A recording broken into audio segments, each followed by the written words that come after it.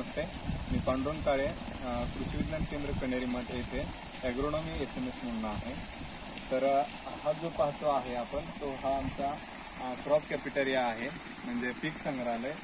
तर पीक संग्रहालय म्हणजे एक वेगवेगळे पिकं आपण ह्याच्यामध्ये घेतलेले आहेत रब्बी सीझनचे। तर त्याच्यामध्ये हरभरा आहे, गहू आहे आणि ज्वारी। हा जो क्रॉप कॅफेटेरिया आहे तर ह्याच्यामध्ये रब्बीचा आहे हा, आणि रब्बीमध्ये मेजॉरिटी एक 3 पिकं घेतली जातात कोल्हापूर रिजनमध्ये। त्याच्यामध्ये एक हरभरा येईल, एक गहू येईल आणि एक ज्वारी, रब्बी ज्वारी आहे ती एक घेतो। तर मग हरभऱ्यामध्ये एक 4 व्हरायटी आपण लावलेल्या आहेत, वेगवेगळे 4 वाण आहेत। तर त्याच्यामध्ये एक विशाल आहे, विजय आहे, दिग्विजय आहे आणि जॅकी एक आहे। तर ह्याचा हेतू हा 4 व्हरायटी लावायचा की ह्या ज्या व्हरायटी लावलेल्या आहेत तर आपल्या रिजनमध्ये कोणती व्हरायटी चांगली येते ह्याच्यापासून आपण यील्ड जे निघणार आहे ह्याचं आपण मोजमाप करून आपल्या रिजनमध्ये जे व्हरायटी चांगली येईल ते आपण शेतकऱ्यांसाठी प्रेफर करू शकतो किंवा शेतकऱ्यांना संबोधित करू शकतो की बाबा ह्या 4 व्हरायटी पैकी ह्या व्हरायटीचं उत्पादन चांगलं आहे किंवा ही डिसीज रेजिस्टन्स आहे, एखाद्या मर रोगाला म्हणा किंवा आणखी कुठल्या रोगाला डिसीज रेजिस्टन्स आहे असं जर सांगितलं किंवा असं जर असेल तर आपण ते शेतकऱ्यांना प्रेफर करायला सांगू शकतो। हे जे हरभऱ्याचं पीक आहे ह्याच्यामध्ये 4 व्हरायटी आहेत रब्बीच्या।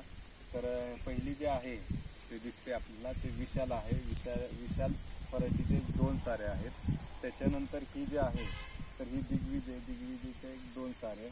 त्याच्यानंतर पलीकडले जे आहे ते विजय त्याचे 2 सारे, आणि त्याच्यानंतर जॅकी म्हणून एक आणखी व्हरायटी आहे तर ती पलीकडे आहे। तर ह्याच्यामध्ये आपण जे करतो हे पूर्ण सेंद्रिय पद्धतीने केलेलं आहे, आणि मेजॉरिटी म्हणजे हरभऱ्यामध्ये जास्त पाण्याची गरज लागत नाही आपल्याला। जर जास्त पाणी दिलं तर जास्त मर रोग येऊ शकतो किंवा आणखी हरभऱ्याची जास्त वाढ व्हेजिटेटिव्ह ग्रोथ जे म्हणतो आपण ती जास्त होते आणि त्याच्यामुळं जे घाट्याचं प्रमाण आहे ते कमी लागतं। तर अशा वेळेस हरभऱ्याला आपण एक काळी जमीन असेल आपली काळवट, तर ह्याच्यासाठी एक 2 ते 3 पाण्याची गरज फक्त आहे। शेतकरी आपले जास्त पाणी, जेवढं पाणी जास्त देईल तेवढं आपलं उत्पादनावरती परिणाम होतो, त्याच्यामुळे जास्त पाण्याची गरज नाही। हा जो आपण हरभरा पाहत आहे त्याला फक्त 1.25 महिना झाला, 24 नोव्हेंबरची पेरणी आहे ह्या हरभऱ्याची। 24 नोव्हेंबर म्हणजे आज एक जवळजवळ 1.25 महिना झालेला आहे, बरोबर। तर 1.25 महिन्यातला आपण पीक पाहू शकतो। त्याच्यामध्ये आणखी नंतर आपण ज्यावेळेस सेंद्रिय करतो तर त्यावेळेस आपल्याला डिसीज कंट्रोल म्हणा, पेस्ट कंट्रोल म्हणा, हे करणं थोडंसं मुश्किल होऊन जातं। त्याच्यामुळं आपल्याला डिसीज आणि पेस्ट कंट्रोल करण्यासाठी प्रिव्हेंटिव्ह मेजर जे काही ॲक्टिव्हिटी करायच्या आहेत त्या अगोदरच करायच्या आहेत। तर आता ह्याच्यामध्ये आपण मर रोग येऊ नाही किंवा विल्ट येऊ नाही ह्याच्यासाठी आपण ट्रायकोडर्माची ट्रीटमेंट करतो। तर ते सीड ट्रीटमेंटच्या वेळेसच आपण ट्रायकोडर्मा यूज करतो, त्याच्यानंतर रायझोबियम यूज करतोय, PSB यूज करतोय।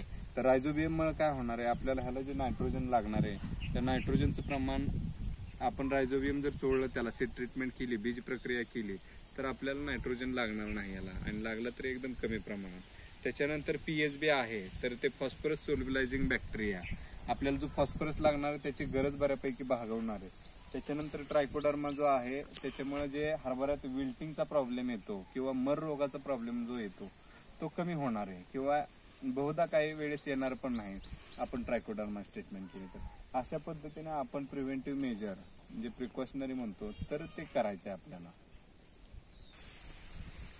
हा आमच्या प्रक्षेत्रावरील गहू आहे, त्याच्यामध्ये एक 5 व्हरायटी आहेत वेगवेगळ्या। ही पहिली जी आहे तो बलराम आहे, नंतर ही लोकवन आहे, त्याच्या पलीकडे जो आहे ते निर्भय, त्याच्यानंतर काळे गहू पण आहे आपल्याकडं, आणि एक जोंधळा गहू म्हणून जो आहे तो पण आहे। तर ह्याच्यामध्ये एक आपल्या देशी व्हरायटी म्हणजे त्याच्यात काळे गहू एक आहे आणि जोंधळा गहू म्हणून एक आहे।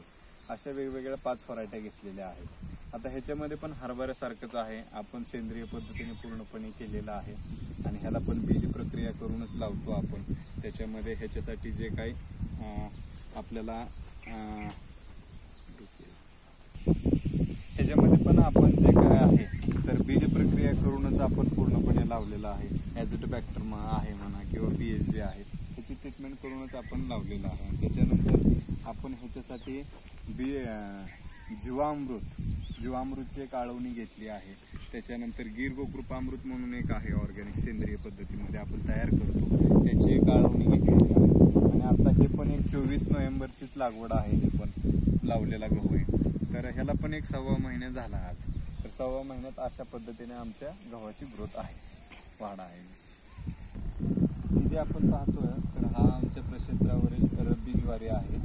तर ह्याच्यामध्ये 4 व्हरायटी आहेत वेगवेगळ्या.